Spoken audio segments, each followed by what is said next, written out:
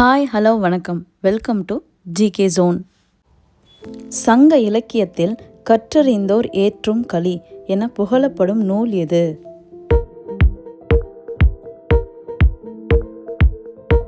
The answer is C. Kalithogai.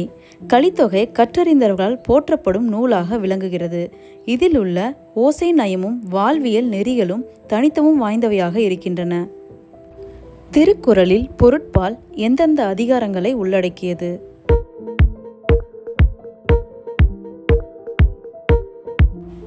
The answer is B. அரசியல், அமைச்சியல் மற்றும் ஒலிப்பியல். ஒரு நாட்டை ஆளும் முறை மற்றும் நிர்வாகம் குறித்து பொருட்பால் விளக்குகிறது. நெஞ்சை அள்ளும் சிலப்பதிகாரம் என்று சிலப்பதிகாரத்தை போற்றியவர் யார்?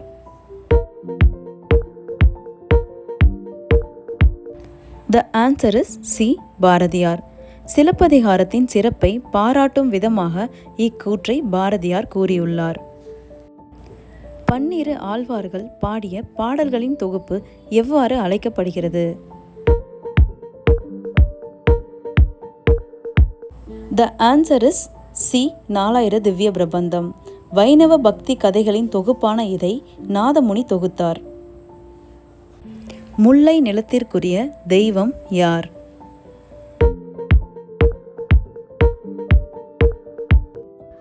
The answer is B.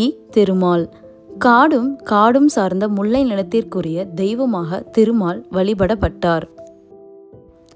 தமிழில் நமக்கு கிடைத்துள்ள மிக பழமையான இலக்கண நூல் எது?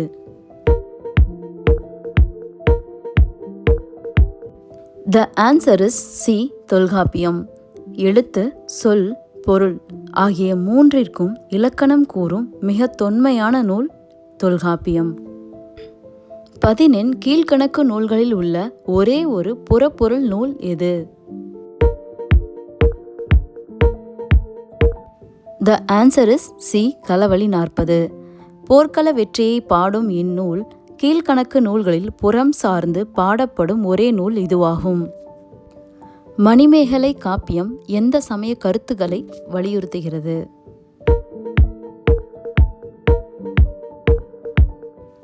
The answer is B. பௌத்தம். சீத்தலை சாத்தனார் இயற்றிய மணிமேகலை பௌத்த அறநெறி கருத்துக்களை முன்னிறுத்துகிறது. சங்க காலத்தில் யவனர்கள் என்று அழைக்கப்பட்டவர்கள் யார்?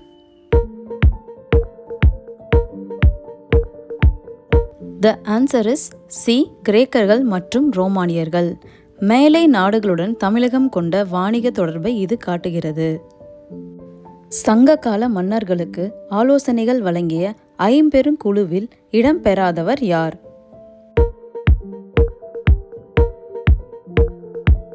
The answer is D. வணிகர். அமைச்சர், புரோகிதர், தூதுவர், படைத்தலைவன், சாரணர் ஆகியோரே ஐம்பெருங்குழுவினர் ஆவார். இந்த இன்ட்ரெஸ்டிங் தமிழ் சீரியஸ் கொஷினில் எத்தனை கொஷின் கரெக்டாக ஆன்சர் சொன்னீங்கன்னு கமெண்ட்டில் சொல்லுங்கள். இன்னும் நிறைய தெரிஞ்சுக்க ஜிகே ஜோனை சப்ஸ்கிரைப் பண்ணுங்கள். தேங்க்யூ.